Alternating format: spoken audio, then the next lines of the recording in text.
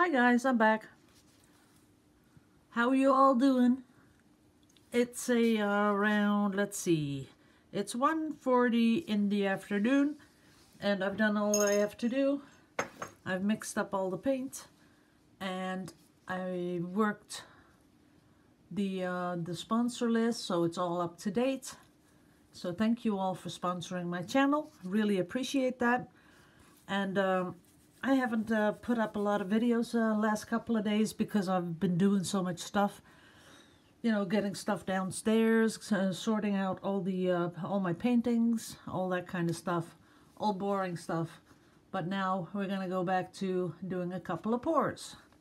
So thank you for sponsoring. And let me fix this plastic here. There we go. Oops, stuck to the glove. There we go. Okay, so what I have planned is my signature colors from way back. These are the colors, and they're all Winsor & Newton. So I'll do the colors.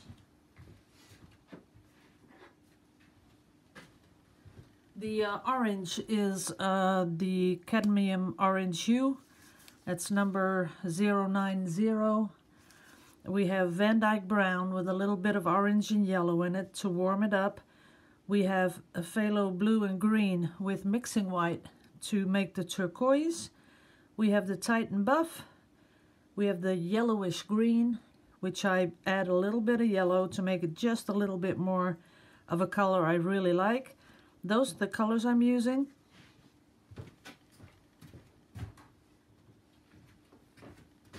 And to do the experiment again, I'm doing only gloss medium and pouring medium. So these two are the only two mediums that I put in the paint with a little bit of water. And there's no dimethicone in there yet, so no silicone. I'm going to put that in. But this is the mix. Winsor & Newton Galeria, gloss medium, pouring medium. This 10 to 20%, this 20 to 30%. And it's not rocket science, so if you're off 5 or 10%, no problem whatsoever. But I'm sure you want to put in about 30% of pouring medium and about 20% of the gloss medium.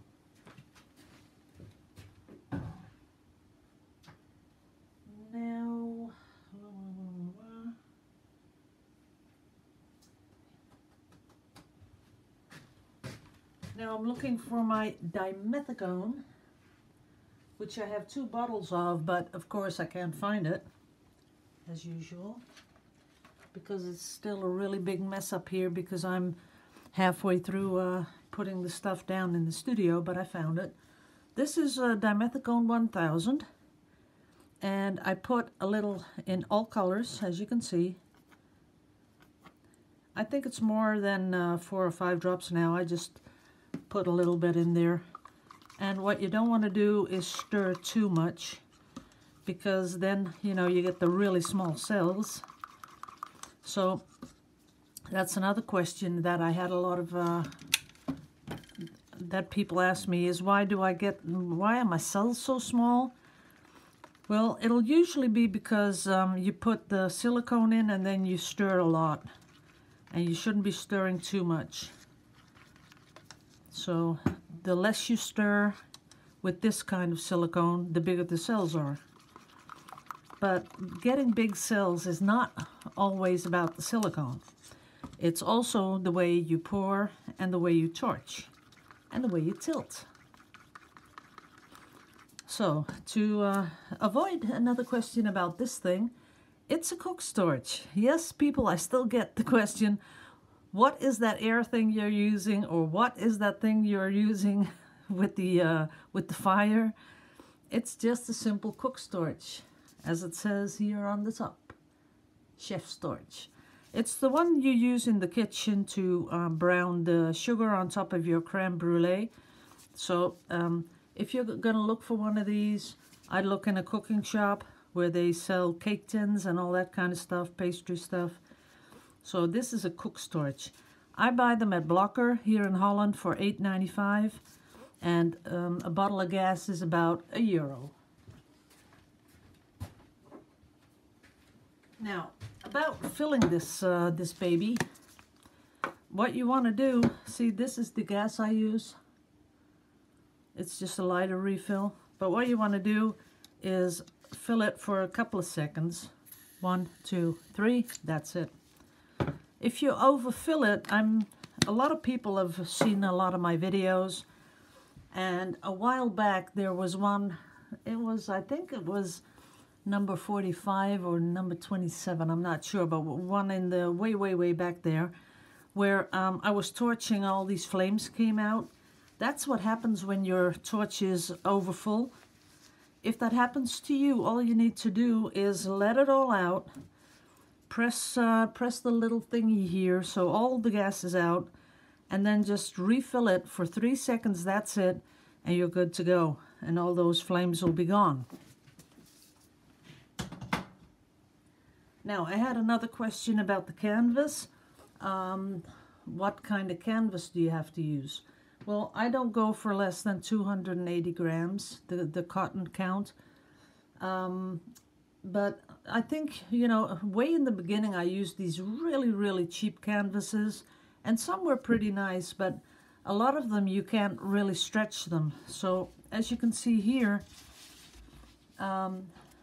these little pegs, they stretch the canvas just a little bit more so that you can hear. It's like a drum, and then you know you really stretched it. But if you're sending your paintings abroad, you know, by airmail, the good thing to do is take some out so that it's not stretched as much, because in the plane they recommend not doing that, not sending them totally stretched. So that's what I usually do. I loosen them up a little. Then when the people get them, all they have to do is tap them in a little bit further, and it's totally stretched. And I do like using not the very cheapest canvases. You know, that shop, what I talked to you guys about, the dollar shop, has a lot of really cheap canvases, but when you pick them up, they weigh almost like nothing, and they start sagging a little bit, so you've got to watch out for that. That's not something that you want to sell. You know, if you're giving them away to family or friends, okay, you know, I don't see any harm in that, but not if you're going to sell them.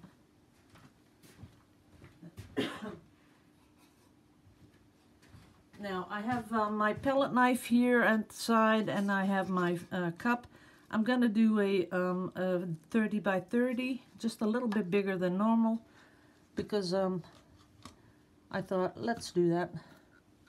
You know, that last one I did last Sunday, I'll get it, if I can find it.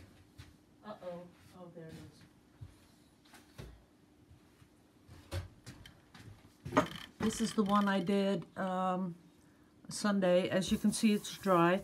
What you do see is, that's all the silicone on there. So I don't want to clean the silicone off no earlier than say 2 weeks. I let it dry at least 2 weeks. So this upcoming Sunday it'll be 1 week, so I'll have to wait another. Then I can clean off the silicone, and then I can go and varnish. When I take off the silicone, I do it with the Dawn dish soap. So I do the circular motions. I watch out that I don't get any paint on the sponge, because if that happens, then, you know, you're too early. When this is totally dry, it should not transfer onto the sponge that you're cleaning it with. When you've done that, I usually rinse it off so everything's totally wet. What you have to do then is absolutely wait for it to be as dry as possible. You can't clean it and varnish it the same day. And I prefer to wait at least a week before I start varnishing. And someone else said something really important about the cracking of the varnishes. The thing is that if you use PVA glue in your paint as a pouring medium, you can do that. But what it also does, it's how crack lay works. You know how you if you have one color, I can do that. Let's do a little test.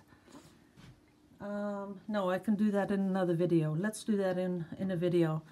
You paint one color, then you let it dry. You put PVA glue over it, and you only go one direction. Then you do one direction of another color paint. When it dries, it starts to crack, and you get that crackle effect. That's what happens when you have a base of PVA glue in your pour, and you put on a varnish that has an acrylic base. It cracks. That's it. Took us a while to figure it out, but we figured it out.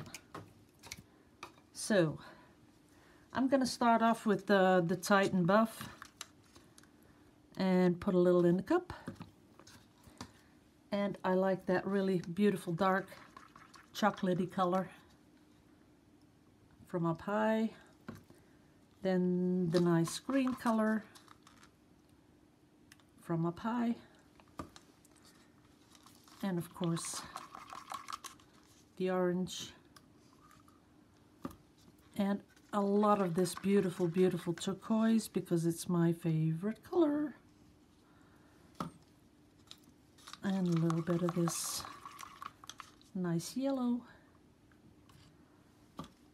And I had just another turquoisey color that is just a little bit darker. And let's put that in. Come back in with that color. Because I need a full cup for the 30 by 30. That's that. A little bit more green. A little bit more yellow over the top. And the other color. That's it. Now what I do need is some sort of a corner catcher. And I'll use this one. And I don't have plastic on it. What you can do if you want to use it a couple of times, you can put some cling wrap around it. I've done that a couple of times, but if you're just throwing this away, no need to put it in cling wrap. Let's have a little coffee. Hope you're all having a little bit of coffee. I'm going to do two videos. So one is going to be the pour. Then I'm going to stop. Then I'm going to do a lot of Yuppos with all the stuff that's going to be falling on the table. But I'll do that in a separate video. So I'm placing my cup in the middle, turning it around. I think it would work if you just flopped it on there, but this is better. And what I'm going to do is I am going to pour a little bit of this Titan color around it, because I think that's going to look nice. There we go. Are we ready? Do you want a close-up? Here we go. And as you can see, what I always do is pull back the cup, because I don't want the drips in there. I see a lot of videos online where people just pick up the cup and all those drips go into your pour, and I think that's really a shame. So what I'm doing now is leveling it out a little bit, like that. Now I am going to torch it. That's a lot of brown. Now I'm holding up my torch pretty high, and as you can see, that's the way they sort of really grow.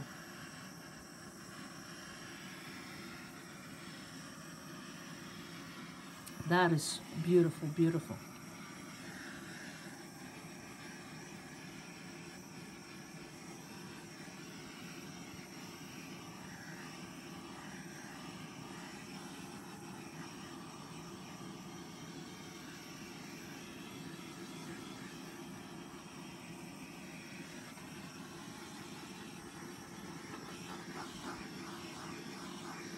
Now I'm making sure that I get the whole thing.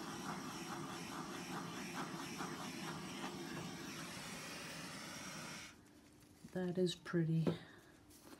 And now I really want to keep this bit, so I'm gonna really try not to torch it, tilt it too much.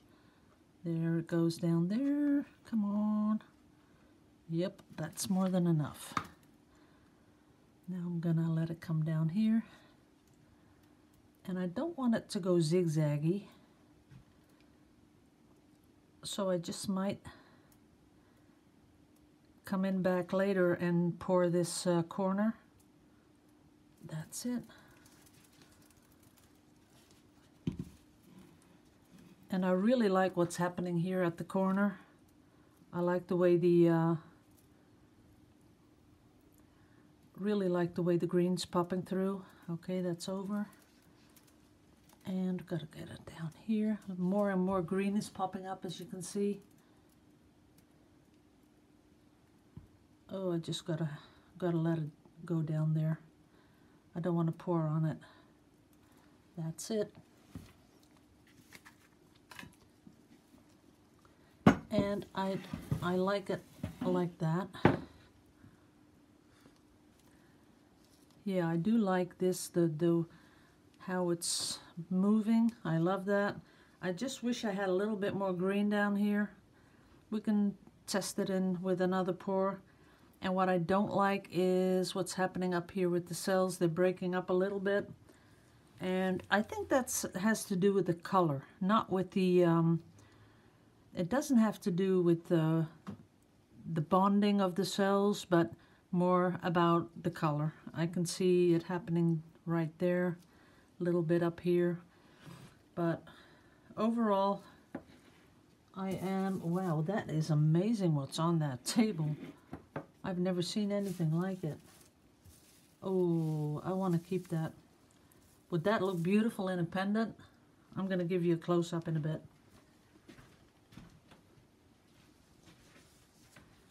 I really have to keep that. I got to see if I can make that on a Yupo. Okay, gotta make it in close. Look at that. That is beautiful. It's a little bit like fire. I gotta keep that. I hope I can. Okay, so up here, I like this.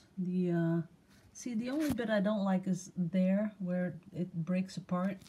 I don't like that.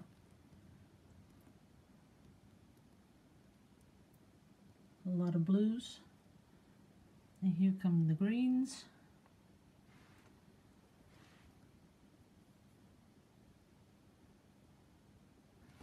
Yeah, I do like it, but no, I'm not going to do anything to it. Although I would like to. I'd like to do something over here and some greens down here. But I'm not going to. I'm going to leave it just like this. And I'm going to stop the video so that I can play with some of the leftover paint that's on the table. I want to do some really pretty Yupos for the jewelry. So thanks for watching this bit, and I'll be right back. Oh no, you will see the next one tomorrow. But for now, love you all to pieces. Liebe euch alle, and I'll see you in the next video. Love you to pieces. Bye bye.